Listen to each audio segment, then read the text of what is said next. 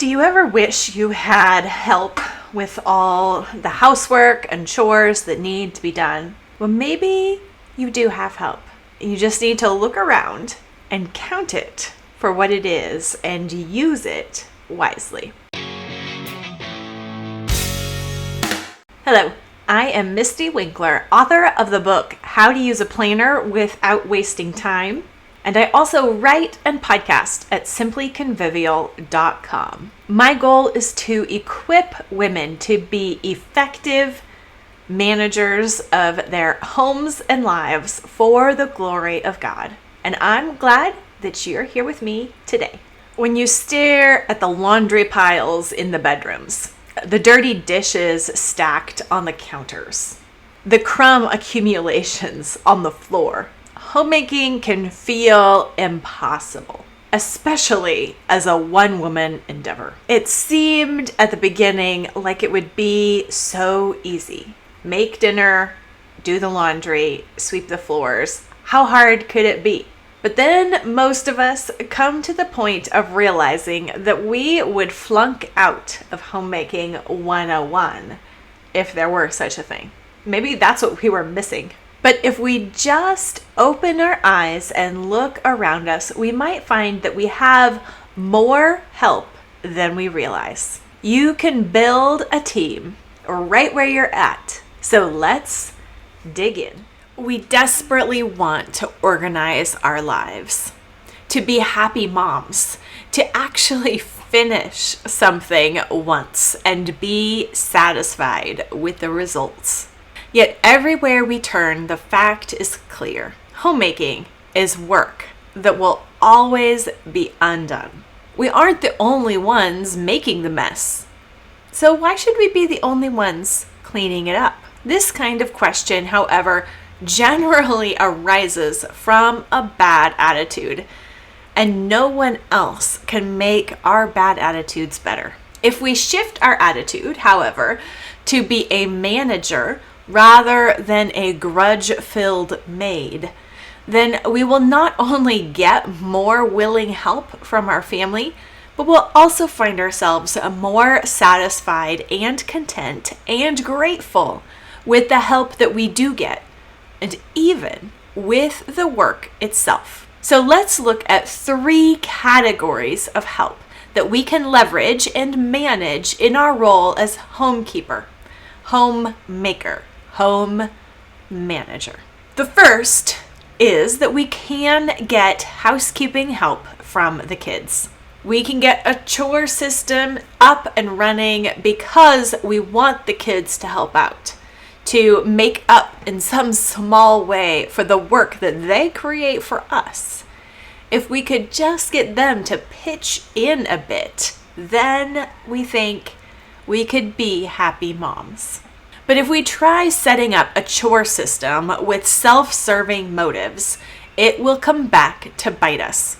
It will not work out for our benefit or their good in the long haul unless we treat this chore system rightly. That is, as a means to train and educate and bring up our children well, as a tool, another way that we are actually serving them and not ourselves. When our children are 7 or under, we function as a team by working alongside them and not expecting more from them than is reasonable for their age. We must watch and guide them as they learn to work, and we have to model for them what cheerful work and diligence looks like. Starting chores at 3 or 4 years old is great because they have such an enthusiasm for learning and helping. Harness that and show them that their enthusiasm is well placed and that you love how they are contributing to the family. But don't expect much from them if you aren't right there with them, side by side, keeping them on track. When children are 7 to 15, we begin delegating responsibilities to them and teaching them what responsibility means and how it works. This stage is where the bulk of chore training work comes in. with negative consequences implemented and positive reinforcement included. Older teens and young adults in our homes are yet a further developmental milestone for us as parents. We can truly delegate to them and expect responsibility if they have been trained to it, but we have to be careful to not overburden them with the responsibility just because they are capable and we are tired. As kids enter the late teen years, they have their own life to be lived, and that should be a joy to us, not an inconvenience. It's tempting to give our older teens the work rather than continue to train their younger siblings. But that's cheating the younger children from the growth they ought to be given, and the older children from their growth as well. Just as our kids become capable and responsible and a big help, they really do need to age out of the chore system.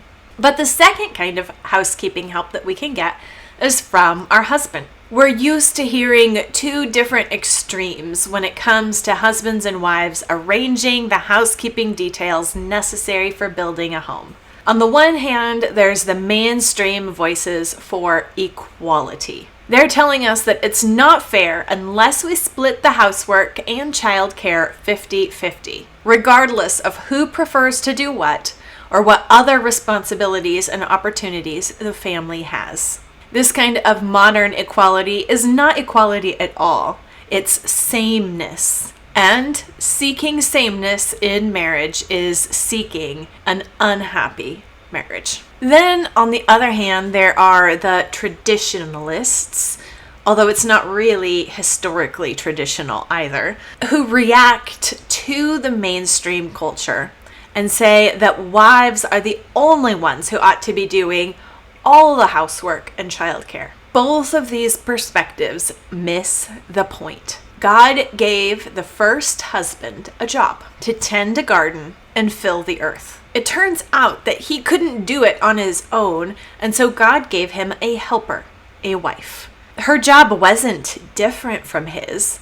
Together, they were to fulfill the one job: tend the garden and fill the earth. At different times, in different cultures, in different seasons, each family works this out differently. But it is something that we need to work out intentionally.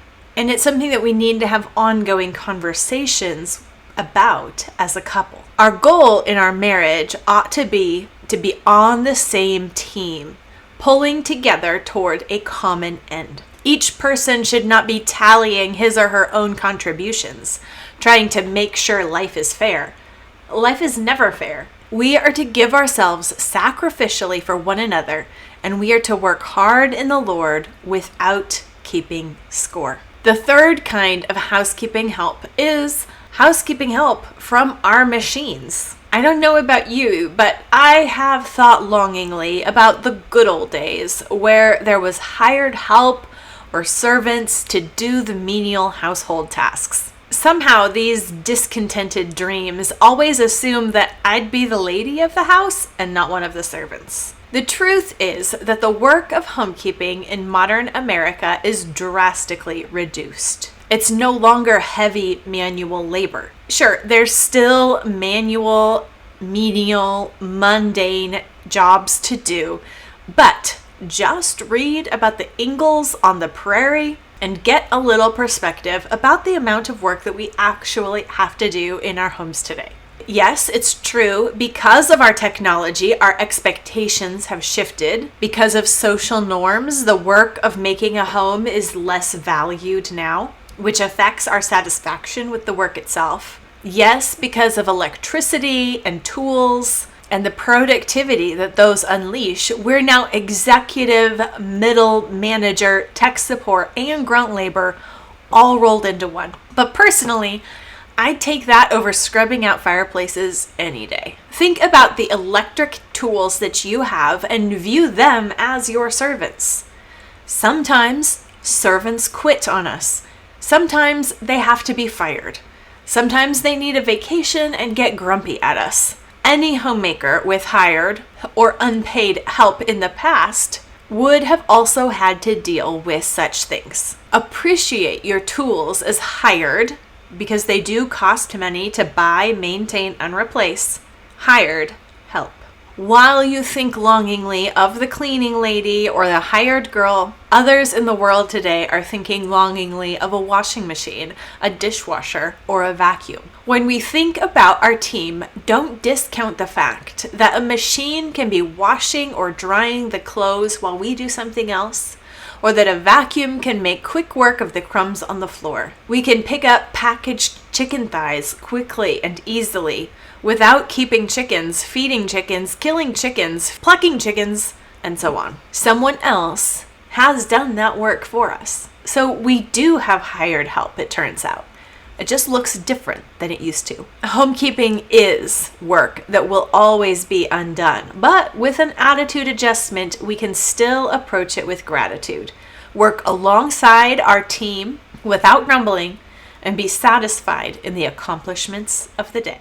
Of course, it helps if we streamline our homemaking. And that's exactly what we learn to do inside Simplified Organization, our signature course that comes included in Simply Convivial Continuing Education. Simply Convivial Continuing Education is where you can get the direction and accountability that you need to organize your attitude so you can organize your life. You'll get gospel-focused advice and encouragement so that you can level up your plans and your progress one step at a time. Find accountability with like-minded women without any social media drama or comparison, and experience the homemaking mentoring that you've always wanted. Enroll today in Simply Convivial Continuing Education. Just go to simplyconvivial.com and click the green Enroll button, or find the link below. It's where we learn to continually repent, rejoice, repeat.